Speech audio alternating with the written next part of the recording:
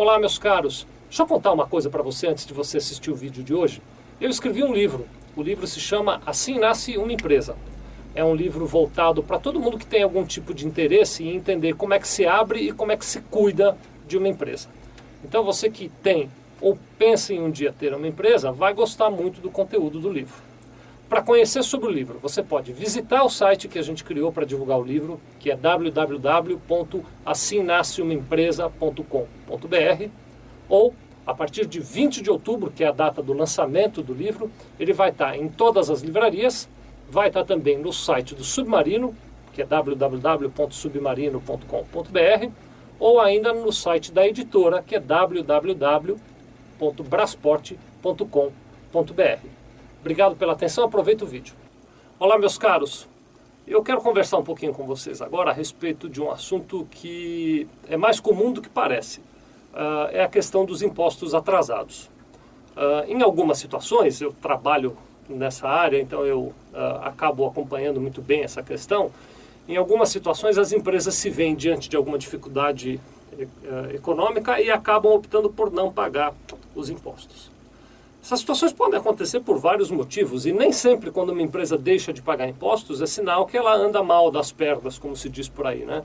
Às vezes a empresa deixa de pagar imposto porque está fazendo algum investimento, comprou uma máquina, bom, enfim. Pode acontecer de você vivenciar uma situação na qual a empresa tenha que deixar de pagar alguns impostos.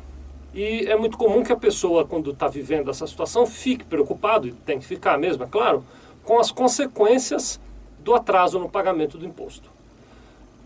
Bom, então aí eu decidi gravar esse vídeo para contar um pouquinho para vocês quais são essas consequências e como é que vocês podem administrar essas questões.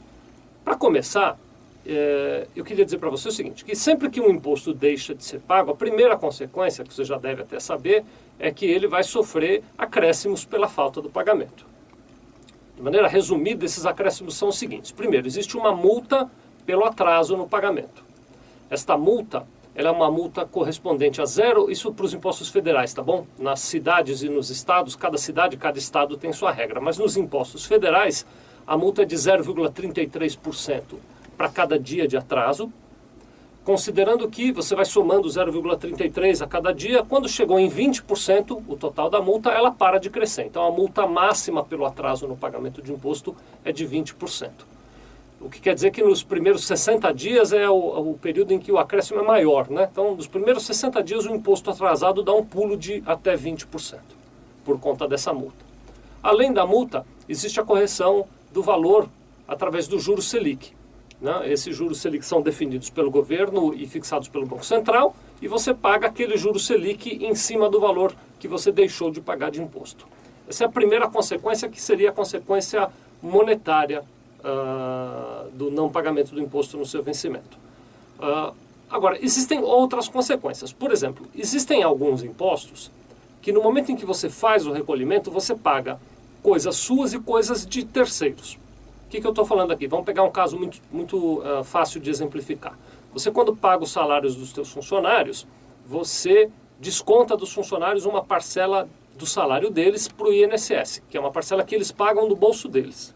E você, quando recolhe a guia de INSS e a GPS da sua empresa, você paga a GPS incluindo a parte da sua empresa e a parte do funcionário.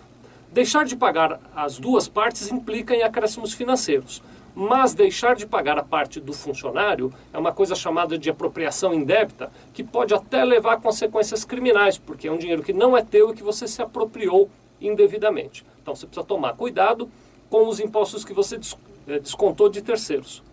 Na medida do possível, a recomendação é, se você tiver que deixar de pagar algum imposto, deixe de pagar os seus, não deixe de pagar o que você descontou dos terceiros para evitar essas consequências. Para o caso das empresas que são optantes do Simples, essas empresas têm uma regra adicional especial.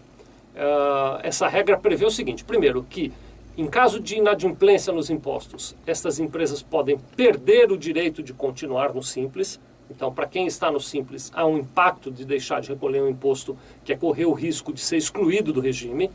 Quero só te esclarecer que essa exclusão ela não acontece imediatamente. Essa exclusão ela acontece da seguinte maneira: você recebe uma intimação dizendo, olha, se você não pagar os impostos atrasados até tal data, você será excluído do Simples. Mas se você corre o risco de ser excluído do Simples, E, além disso, existe uma outra questão no Simples, que é a impossibilidade de parcelar. Então, vamos falar um pouquinho de parcelamento. Quando você deixa de pagar impostos, como padrão, é possível parcelar esses impostos que não foram pagos no vencimento. Então, você procura o governo e diz, olha, eu não consegui pagar na data do vencimento, quero parcelar. O governo federal, por exemplo, ele sempre tem disponível um parcelamento de até 60 meses. Então, você poderia juntar um ou mais impostos federais e pagar parcelado. Você só não pode parcelar débitos do Simples, que a legislação não permite, e aqueles impostos que são retidos de terceiro, como eu contei o exemplo da folha de pagamento. Então, esses você também não consegue parcelar. Agora, num caso muito extremo em que você não pagou, não conseguiu parcelar, pode acontecer mais adiante daquele débito ser encaminhado para a dívida ativa e posteriormente à execução. Você sempre será comunicado antes. Então, o governo, tanto federal, quanto estadual, quanto municipal, eles têm o hábito de mandar uma notificação dizendo, olha, fulano, você não pagou tais impostos e se você não efetuar o recolhimento até tal data, ele será encaminhado para a dívida ativa. No momento em que ele vai lá para a dívida ativa e se inicia o processo de execução, você tem outro salto no débito, no valor do débito, porque passa a ser devido os honorários da Procuradoria-Geral da Fazenda Nacional ou da Procuradoria Estadual e Municipal, conforme for o caso do imposto. Então tem mais um salto. Se você estiver chegando perto dessa situação, eu recomendo que você procure um advogado, porque ele é que vai saber te orientar sobre qual é o caminho mais adequado para conduzir.